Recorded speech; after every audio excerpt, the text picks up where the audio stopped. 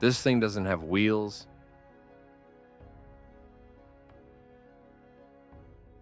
It floats.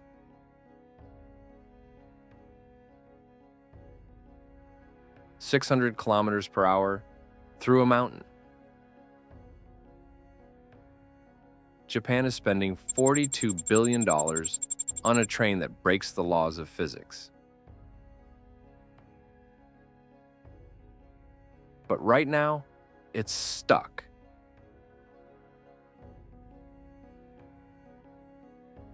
The mountain is fighting back.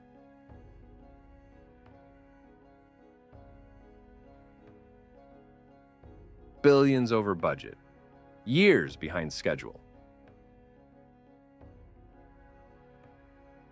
And one small town is holding the entire project hostage.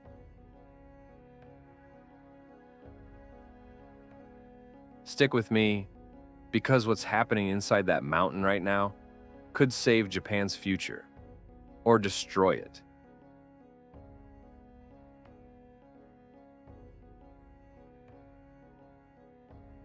In 1995, Kobe, Japan. 6:46 in the morning, an earthquake, 6.9 on the Richter scale.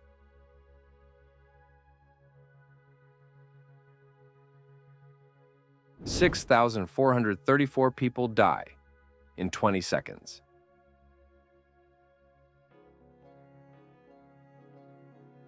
Bridges collapse, highways fold like paper, trains derail.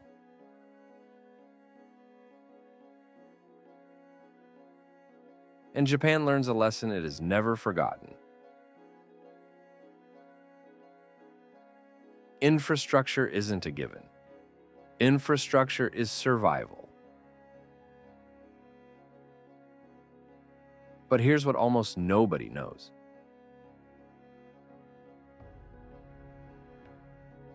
Japan sits on 4 tectonic plates at the same time.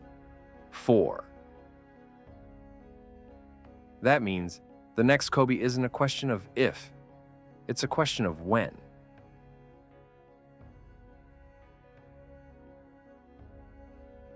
And the Shinkansen, Japan's lifeline, runs directly through the most dangerous zones in the country.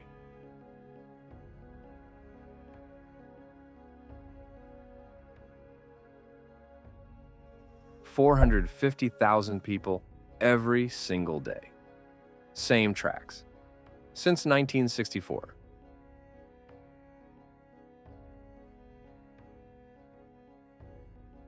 One catastrophic earthquake, and Japan shuts down.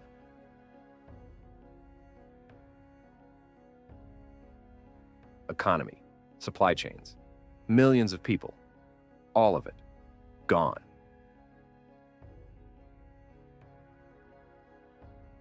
This isn't a worst-case scenario, it's just a matter of time.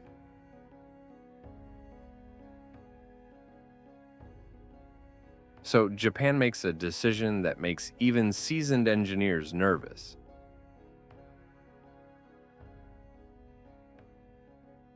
Build a train that no earthquake can stop.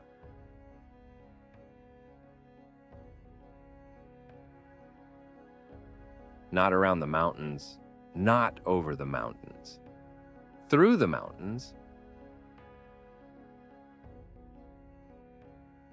286 kilometers, 90% of it solid rock.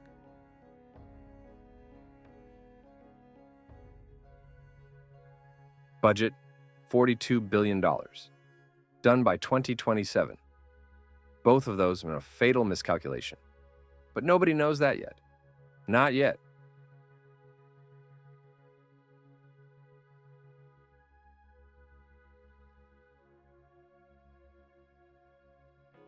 This train doesn't touch the ground, not for a single second. No wheels, no contact, no friction.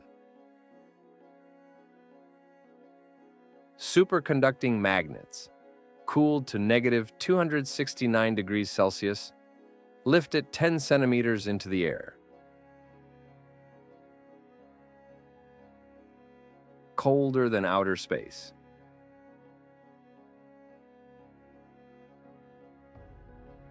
inside a vehicle, under a mountain, carrying 728 passengers.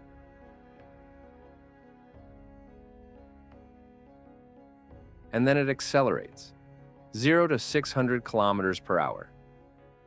No jolting, no noise, no vibration. Just silence, and a speed the human body can barely process. Tokyo to Nagoya. Today, 90 minutes. On the Maglev, 40 minutes. That's not an improvement. That's a different reality. But here's the detail almost nobody talks about. This train has no driver. Nobody sitting up front, nobody steering, nobody braking. A fully automated system controls every single millimeter.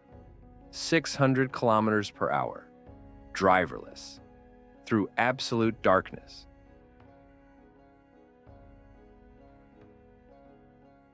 And the nose of this train, 15 meters long, sharp as a blade, was engineered for one specific reason.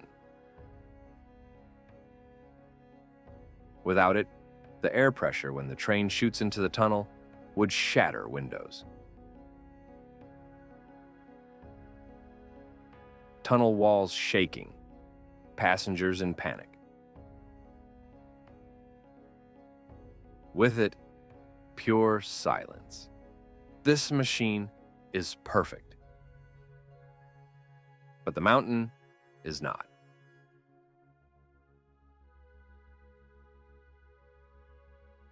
You've given 10 years of your life to this project, and then the ground rises beneath your feet. That's exactly what happens in Tokyo. Shinagawa, right in the middle of a residential neighborhood. The tunnel boring machine hits the ground, and the streets above start buckling. Foundations shift, residents evacuate. All of Japan is watching. The machine stops. Out of 9.2 kilometers of planned tunnel, 124 meters had been dug. 124 meters. And that's just the beginning. In Gifu, the tunnel steals the groundwater. Wells run dry. Fields wither. Farmers lose everything, while Japan's most expensive train digs beneath their feet.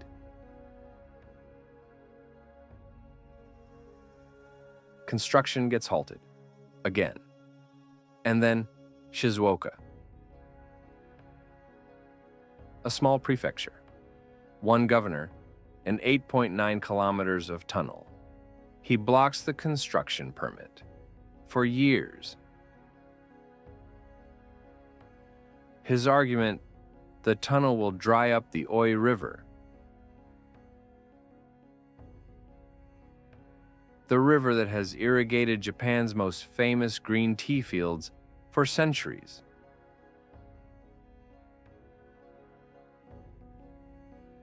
The entire project, held hostage by 8.9 kilometers, by one man.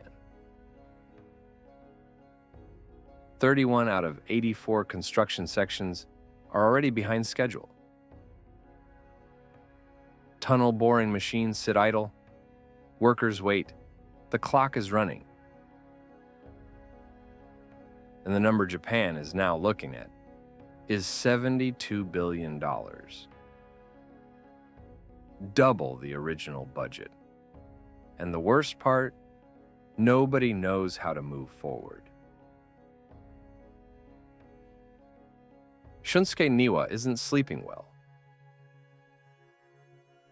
He's the president of JR Central, and right now he's carrying the most expensive burden in the history of private construction. October 2025, Nagoya, a press conference. Niwa steps up to the microphone, clears his throat, and says a number that freezes the room.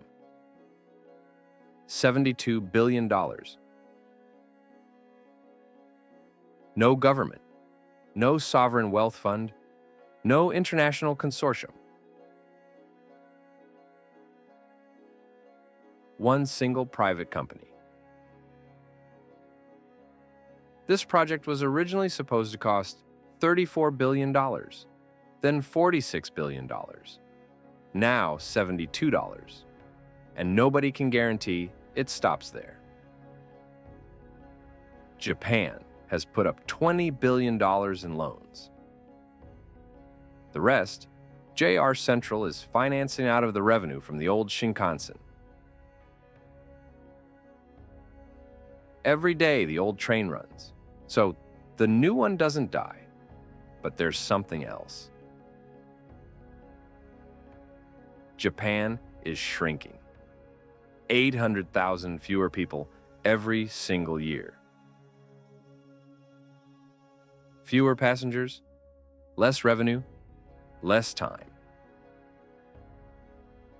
On March 28, 2026, Shizuoka finally gives in.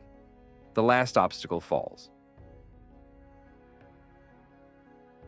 Construction can finally begin, but the most brutal question remains unanswered. Will this train ever run before Japan itself ceases to exist? Construction is underway, but 31 out of 84 sections are still behind schedule. Costs keep rising. Japan keeps shrinking. And somewhere deep beneath the Japanese Alps, a machine is drilling through rock no human has ever seen. 2036. That's when this train is supposed to run.